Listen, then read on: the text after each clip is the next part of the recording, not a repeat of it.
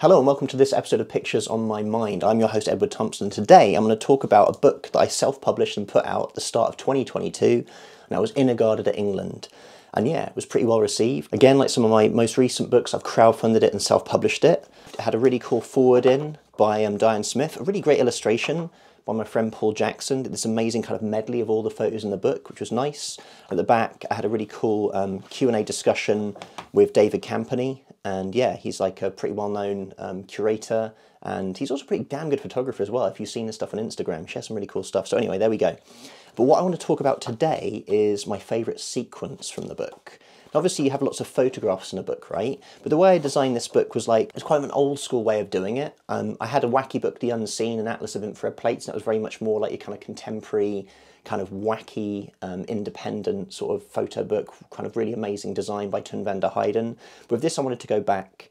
I was really proud of this work I'd shot on medium format film over like 20 years, basically like documentary work about predominantly Kent, but mostly about England. And I wanted to do it more like what they call a paper movie. So obviously the most kind of well-known paper movie book is Robert Frank's The Americans. And generally it's the idea that, you know, you have a photograph and then you kind of turn a page and you're kind of trying to create some kind of narrative. Sometimes not all the time, but, you know, there'll be a hangover image. So for instance, in this photograph here, you've got this lady and it's all lovely, the black hair, and she's at the parade in Margate, and you turn the page and there's this sort of overlap of like, who's this woman? She's also, you know, black hair and she's in a similar spot in the composition, but she's from the English Defence League and she's like pulling out a bum. There's these guys having a chat and it's all, you know, do you know what I mean? I'm sort of, it's like about decline basically. It's trying to talk about kind of the state of Britain, as we can all agree, it's not so great. Now, the sequence that I want to talk about starts, I guess it starts about here. Where does it begin? I guess about here. So this is a shot just down the road, and it's just a single red rose. And again, I can't tell you why I take some photos sometimes. I just feel like I should, I'm drawn to them. And I just love this one kind of rose leading up, you know? One rose leading up. And then from the rose, we get to this poppy as you turn the page, right? So it's like, here's this red flower, here's this red flower. But what's this red flower about? This red flower is about remembrance. And on the opposite page, you've got these living historians reenacting being World War II Tommies. And this guy is almost looking across the page, and he doesn't look that impressed. And I don't know, you might not be seeing this, I don't care, but I do, and maybe some other people get it, but he's kind of almost looking across, breaking the sort of third wall of the photo book at this dude who's in the English Defence League with a poppy.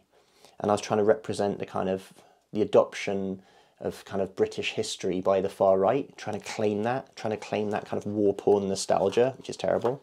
So to go from this guy to this, so then you've got again the flag, the England flag on the white van, the droopy tree, this sort of sad little pony here. So keep thinking about the flag, and we jump over to here. We've got this guy who's sort of waiting at the waiting for days outside the royal wedding of Will and Kate, and he's sort of his hand. I mean, again, it sounds really wacky, man. You're probably not going to get this, but like, there's something almost shamanic for me about him. He's this sort of like weird guy. The way he's gesticulating, everyone's focused on him, and he's being interviewed. Yeah. Also, just a nod to the funny bike in the background and how I knew that was going to change over time, because again, photography is very much time-based, and that was kind of what the bikes looked like then. Who knows how they're going to look in another 10 or 20 years. So, flag. More flags now, but again, it's the English Defence League climbing all over a sculpture in Birmingham, flags everywhere, and just pure chaos. And we go from this, sort of the chaos of the English Defence League, this sort of kind of far-right group, into the organisation of the Brexit Party. Nigel Farage, Anne Widdecombe, everyone's laughing, good. Yeah?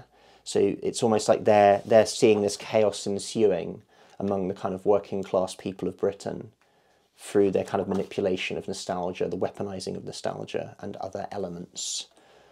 Blaming others is a good one, blaming people. And then from Nigel Farage, laughing his head off to a cat that looked like Hitler. There we go. So yeah, that's my favourite little run. Oh, I'm not done yet. Oops, it keeps going. This one's a good run. So from a cat that looks like Hitler to Adolf Hitler, Stormtrooper. But this is not a Stormtrooper. It's a Stormtrooper from Star Wars, and I've been told it's one to do with the Clone Wars. So what is it, Initiate Protocol 33 or something? Anyway, whatever, that one. But again, you know, I've tried to do this little run and I think it ends there. Yes, it ends there. So for me, it's this nice little sequence where there's elements of a story, at least I feel there's elements of a story, from say, maybe not so much the rose now looking back, I don't know, yeah, that was it, the rose to the flower, we've got the flag, the Union flag here, more flags, more flags, more flags, and then, yeah, rosette's good.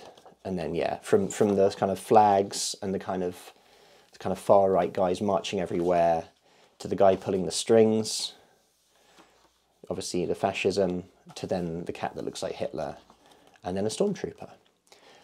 I know a lot of you might be like, what are you doing, Ed? You are way out there. But yeah, as I said in a previous video, like, if you feel like your photographs have meaning, maybe they do. And maybe the meaning you think they have, other people won't get. You know what? That's okay. I'm not like evangelizing for my belief in my work. Like, I believe in it. You can believe in it too if you like. That's cool. You don't have to. At the end of the day, man, there's still some pretty cool photos, right? So this stormtrooper dude here, the way the washing's blowing in, the satellite dish, the two little girls with ginger hair kind of leaning over the wall. It's got nice depth to it, the dark cloud. So, does having meaning help in your photos? Does believing in your photos help? Again, answers on a postcard.